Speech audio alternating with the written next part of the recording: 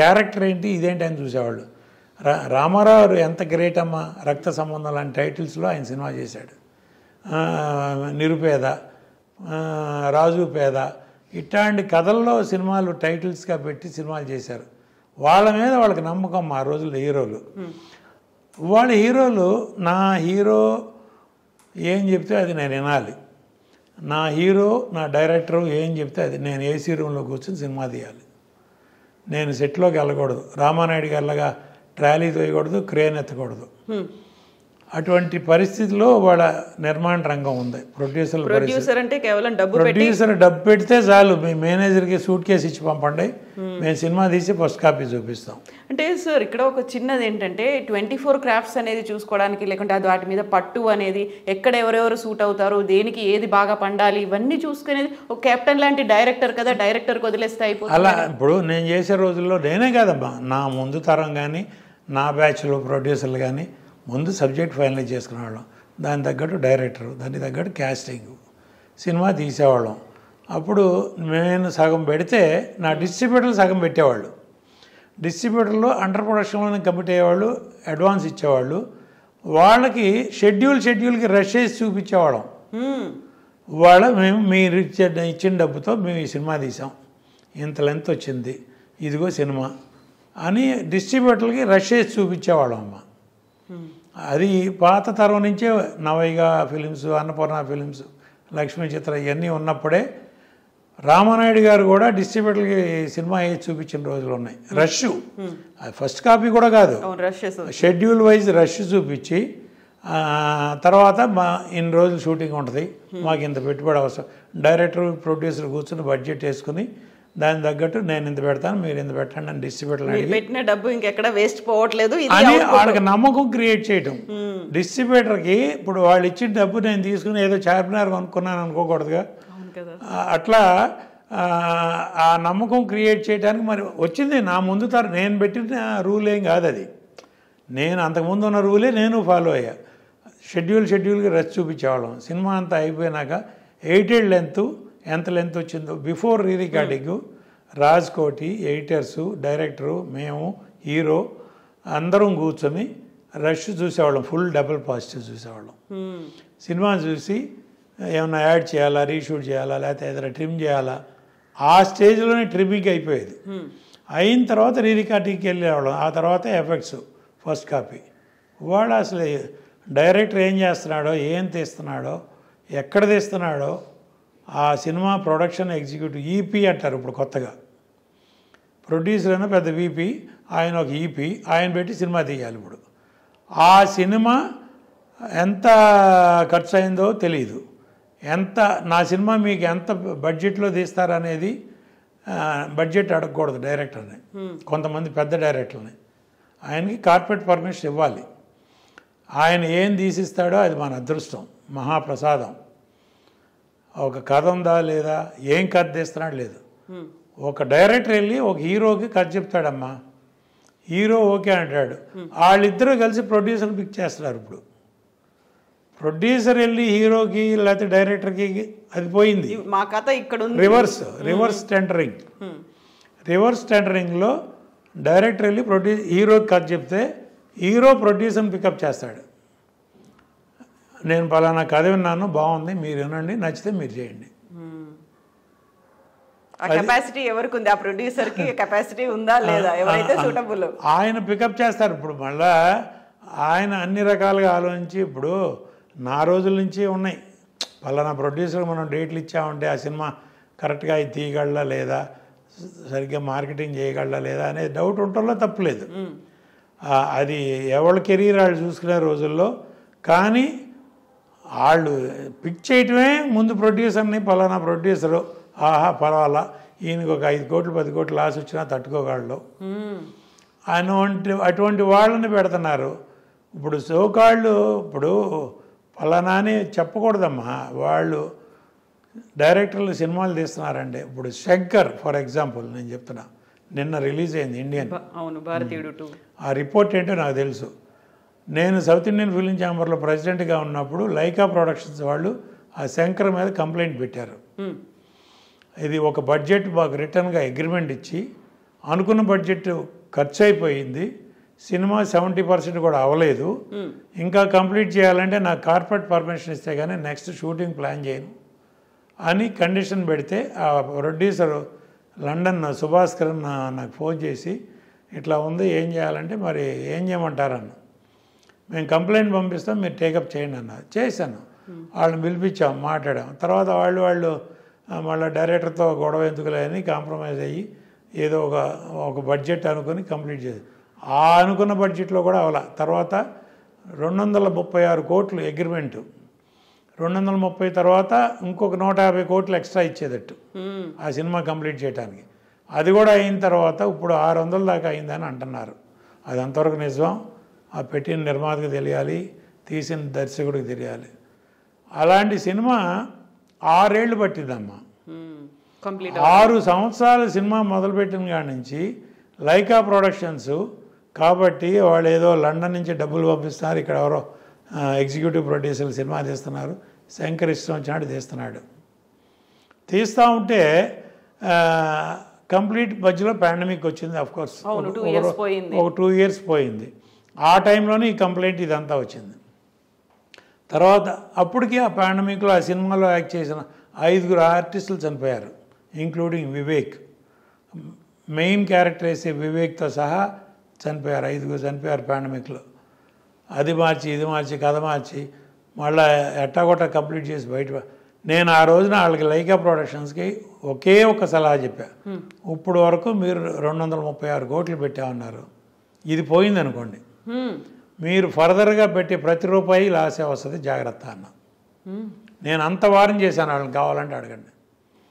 చేస్తే కాదు సార్ మాకు ప్రెస్టేజ్ ఆగిపోతే సినిమా బాగోదు, కమల్ హాసన్ గారి సినిమా ప్లస్ మా బ్యానర్కి ఇమేజ్ అది ఇదంటే సరే మీ ఇష్టం. కార్పొరేట్ పర్మిషన్ ఇచ్చారు, సినిమా తీశారు, ఇది పరిస్థితి. అది ఇంకా దానికి ఇండియన్ 3 ఒకటి వస్తుంది మళ్ళీ, మీరందరూ కాసుకోండి. రీజన్ ఏమై ఉంటుంది అనుకుంటున్నారు మీరు? కథా కాకరకాయ లేదమ్మా. ఇప్పుడు అమ్మ మనం కథ అనుకుంటాం, కథకు తగ్గట్టు డైరెక్టర్ అనుకుంటాం, దానికి తగ్గట్టు ఆర్టిస్టులు అనుకుంటాం, వాళ్ళు మన కంట్రోల్లో ఉంటారు. నేను సినిమా తీసే రోజుల్లో అమ్మ నా కథ మొత్తం డైలాగ్ వర్షన్తో సహా రెడీ అవ్వాలి. స్క్రిప్ట్ రీడింగ్ 2-3 సార్లు చేసేవాడిని. ఒక సినిమా చేస్తానే ఇంకో సినిమా పని చూసేవాడిని నేను.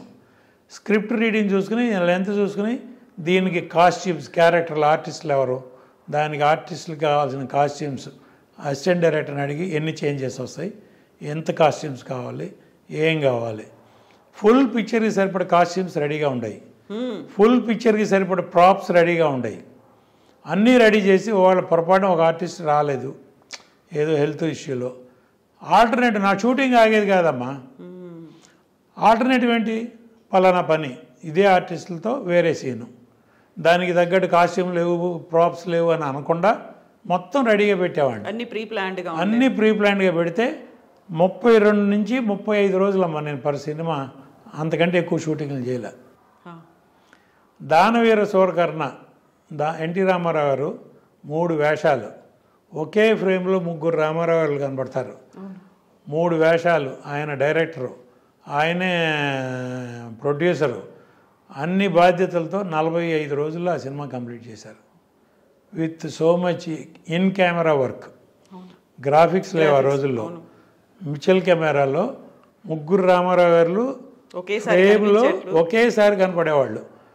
ఆ సినిమా 45 రోజుల్లో రామారావు గారు చేశారు. ఒక డెడికేషన్ అమ్మ. అదే ఇవాళ 6 సంవత్సరాలు కాదు 10 సంవత్సరాలు ఇవ్వండి ఎవరైనా తీయమని చూద్దాం, ఇంపాసిబుల్ అనమాట. వాళ్ళ అంటే ఒక రకంగా మాట్లాడితే టెక్నికల్గా పెరిగిపోయింది, ఇండస్ట్రీ పెరిగిపోయింది, టెక్నాలజీ పెరిగిపోయింది, మీ కథలు పెరగలేదు కదమ్మా. అమ్మే, నాన్నే కదా, మీకు అయ్యే కథలు కదా.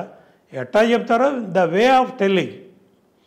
మీరు 100 కోట్లు రిస్క్ చేసి ఆ 100 వస్తాయా రావా అని భయపడే బదులు 10 కోట్లు 10 సినిమాలు తీయండి, 10లో 5 సినిమాలు పోయినా 5 సినిమాలు మనం కాపాడతాయి. ఇట్లాంటి ఒక్క సినిమా పోతే మన గతేమాను. లైకా వాళ్ళు కాబట్టి తట్టుకున్నారమ్మా, అదే ఇంకొకటైతే. ఈ మధ్య కాలంలో హైదరాబాద్కి సంబంధించి చిన్న చిత్రాలు లేవు, సింగిల్ స్క్రీన్స్లో మేము ఏం ప్రదర్శించుకోవట్లో తెలియట్లేదు, అందుకని మేము కొన్ని రోజులు బంధిస్తున్నాము, సింగిల్ స్క్రీన్ థియేటర్లు కొన్ని రోజులు పనిచేయవు అన్నారు. ఇదే రీజన్ అదే చెప్తున్నాను. ఇప్పుడు పెద్ద పెద్ద సినిమాలు డిస్ట్రిబ్యూటర్లు కూడా కొంటలేదని చెప్పి అంటారు. చిన్న సినిమాలు ఇప్పుడు తమిళ్ మలయాళంలో చిన్న సినిమాలమ్మ 10 కోట్లలో తీసిన సినిమా 200 కోట్లు కలెక్ట్ చేస్తాను. ఆ మాత్రం తెలివితేటల క్రియేటర్స్ మన దగ్గర లేరా? ఒకే డైరెక్టర్లో ఒక 10 మంది డైరెక్టర్ల మీదే పడాలా మనం? ఎవరికి ఒక హిట్ వస్తే ఆడ వెనకాల 10 మంది పడతారు. ఆడ అంతకుముందు ఒక ఫ్లాప్ తీసి ఉండొచ్చు, 2 ఫ్లాపులు తీసి ఉండొచ్చు. ఒక హిట్ రాగానే 10 మంది ప్రొడ్యూసర్లు వెళ్తారు. ఒక హీరోకి ఒక హిట్ రాగానే 10 మంది బాబు అందరూ బాబులే. ఇప్పుడు ఎక్కడి నుంచి ఎవరు డబ్బులు? ఎగ్జిబిటర్ థియేటర్ ఫీడింగ్ కోసం అడ్వాన్స్ ఇస్తాడమ్మా. వీళ్ళందరి దగ్గర అడ్వాన్స్లు తీసుకెళ్ళి డిస్ట్రిబ్యూటర్ ప్రొడ్యూసర్కి ఇస్తాడమ్మా. ప్రొడ్యూసర్ తీసుకెళ్ళి హీరోకి, ప్రొడ్యూసర్కి, ఆర్టిస్టులకి, టెక్నీషియన్స్కి ఇస్తాడు. అల్టిమేట్గా బెనిఫిట్ పొందేది వాళ్ళు, నష్టపోయేది వీళ్ళు, ప్రొడ్యూసర్, డిస్ట్రిబ్యూటర్, ఎగ్జిబిటర్. అట్లా ఎంతకాలం భరిస్తారు? వాళ్ళు సినిమా రిలీజ్ చేయాలంటే ఎగ్జిబిటర్లు అడ్వాన్స్ ఇచ్చే పొజిషన్లో లేరు. ఎంత అడ్వాన్స్ ఇవ్వాలంటే నాకు 500 కోట్లు అయింది కాస్టు, దాని మీద 600 కోట్లకి నేను అమ్ముతాను సినిమా, 600 కోట్లలో అడ్వాన్స్ కావాలి. ఆ కొనుక్కున్న వాళ్ళు ఏదో ఎక్స్ట్రా వేసుకుని వాళ్ళు అడుగుతారు, ఇస్తే బ్లాక్ అయిపోతుంది. ఆ ఎగ్జిబిటరు, డిస్ట్రిబ్యూటరు మళ్ళీ ఇంకో సినిమాకి వెళ్ళే పరిస్థితి లేదు. ఆ ప్రొడ్యూసర్ దగ్గర, డిస్ట్రిబ్యూటర్ దగ్గర రికవరీ లేదు. అందరూ లాస్ పోయారుగా. ఎక్కడికి వెళ్ళింది ఈ మూటలన్నీ అంటే ఒక చోటకి వెళ్ళినాయి, 2 చోట్లకి వెళ్ళినాయి. అట్లా సక్సెస్ రేట్ ఎంతమ్మా? Maximum 5 to 7%. సంవత్సరానికి 200 సినిమాలు వస్తే 14-15 సినిమాల కంటే హిట్లు చూపిండి. ఎవరిదన్నా కానీ, ఏ హీరోలు ఎవరిదన్నా కానీ 200 సినిమాలు వస్తాయి, చిన్న పెద్ద అన్నీ కలిపి. వాటిలో ఇండస్ట్రీని పోషించే చిన్న నిర్మాతలేగా. పెద్ద హీరోల సినిమాలు ఎన్ని వస్తాయి? ఒక హీరో సంవత్సరానికి ఒక సినిమా చేస్తాడు. 20 మంది హీరోలు ఉన్నారు, 20 సినిమాలు. మిగతా 180 సినిమాలు ఎవరు? చిన్న సినిమాలు, చిన్న నిర్మాతలేగా. వాళ్ళు ఏదో కథలు నమ్ముకునో, డైరెక్టర్ నమ్ముకునో, ఏదో సినిమా ప్యాషను వస్తారమ్మా. వాళ్ళని మనం ఎంకరేజ్ చేయాలా వద్దా? ఎంకరేజ్ చేయకుండా చిన్న సినిమాలకి థియేటర్లు ఇవ్వకుండా లీజు, ఇప్పుడు 1 లక్ష రూపాయలకి లీజు తీసుకుని 2 లక్షలకి ఛార్జ్ చేస్తారు డిస్ట్రిబ్యూటర్కి. ఎవరు ఏంటని కాదు, ఇండస్ట్రీ అదేమంటే థియేటర్ రన్నింగ్ లాస్ వస్తుంది, ఆ లాస్ కవర్ చేయాలంటే సినిమా ఉన్నప్పుడు ఎక్స్ట్రా వేసి కవర్ చేసుకోవాలి. వాళ్ళ ఆర్గ్యుమెంట్ వాళ్ళదే, వాళ్ళే తప్పట్టం. అసలు రెంటల్ సిస్టమ్ రావటమే దరిద్రం. ఈ రోజుకి మలయాళంలో పర్సంటేజ్ సిస్టమే, పీవీఆర్ మాల్స్ అన్నీ పర్సంటేజ్ సిస్టమే. ఆ సిస్టమ్ మిగతా థియేటర్లన్నీ ఎందుకు రావు? ఎంతన్నా రాని, సినిమా హిట్ అయితే ఒక రకం రెవెన్యూ వస్తుంది, ఫ్లాప్ అయితే ఒక రకం రెవెన్యూ. 100 రూపాయలు వస్తే 50 రూపాయలు తీసుకుందాం. ఆ 50 రూపాయలనే నేను బతికానో లేదో నా తిప్పలో, మీరు బతికారో లేదో మీ తిప్పలో.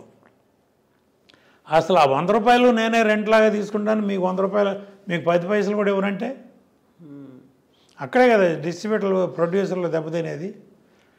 200 సినిమాలు వస్తున్న రోజుల్లో 180 సినిమాలు ఫ్లాప్ అంటే ఊహించండి అమ్మా. ఈ మధ్య కాలంలో వస్తున్నటువంటి భారీ బడ్జెట్ చిత్రాలతో పాటుగా మల్టీ స్టారర్ చిత్రాలు, పాన్ ఇండియా చిత్రాలు, పాన్ వరల్డ్ చిత్రాలు అనేవి వస్తున్నాయి. ఒక్కొక్కటి 600 కోట్లు, 700 కోట్లు, 1000 కోట్లతో నిర్మిస్తున్నటువంటి చిత్రాలు, ఆ తర్వాత వస్తున్నటువంటి కలెక్షన్లు, ఇవి ఇంతకాలం భారీగా సాగడంతో దీని మీద డిపెండ్ అయి ఉన్నటువంటి ఫ్యామిలీలు కూడా ఎక్కువ కాలం బతుకుతున్నారు కదా, ఏ సినిమా ఆధారంగా అనేది కూడా. ఇదే సినిమా ఆధారంగా బతుకుతున్నారమ్మ. అదొక వింగ్ అమ్మ. అట్లా ఎన్ని ఉంటాయి? నేను చెప్పినట్టు 20 సినిమాలు ఉంటాయి. మిగతా 180 సినిమాలు చిన్న సినిమాలేగా, దాని మీద కూడా బతుకుతున్నారుగా. సినిమా అనేది ఉంటే 100 మంది, 100 ఫ్యామిలీలు బతుకుతాయిగా. మినిమం 100 క్రూ కదా. 100 క్రూకి మనం అన్నం పెడుతున్నాం. వాళ్ళు మన మీద కష్టపడి నిజంగా చిన్న సినిమాలకే డెడికేటెడ్గా పనిచేస్తారు.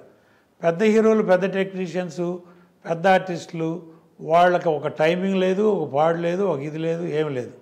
వస్తారు, క్యారవాన్లో కూర్చుంటారు. వాళ్ళ ఆ రోజు సీన్ ఏంటో తెలీదు, ఆ డైలాగ్ ఏంటో తెలీదు.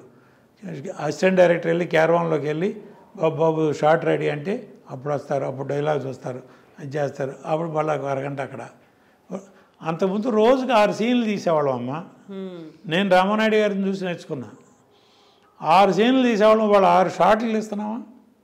ఓకే, పెద్ద సినిమాలు వాళ్ళకి వాళ్ళ మార్కెట్ వేరు, వాళ్ళ బిజినెస్ వేరు. పాన్ ఇండియా అనండి, పాన్ వరల్డ్ అనండి. శంకరాభరణం పాన్ వరల్డ్ కాదా? దానవీర సూరకర్ణ పాన్ వరల్డ్ కాదా? అడవిరాముడు పాన్ వరల్డ్ కాదా? ఇవన్నీ 40 రోజుల్లో తీసిన సినిమాలేగా. రాఘవేంద్రరావు 40-45 రోజుల్లో తీసిన సినిమాలకి ఇవన్నీ. హిట్ అయితే పాన్ వరల్డ్, ఫట్ అయితే పాన్ ఇండియా, అది కూడా లేకపోతే పాన్ మన ఊరు. అంతకుమించి ఏముందమ్మా? ఇప్పుడు ఊనే మనం అది బలుపు, లేకపోతే అది నిజంగా ఎనర్జీయా, మీకు నిజంగా బలమా బలుపా? అయితే సార్ ఇప్పుడు ఎంత ఖర్చు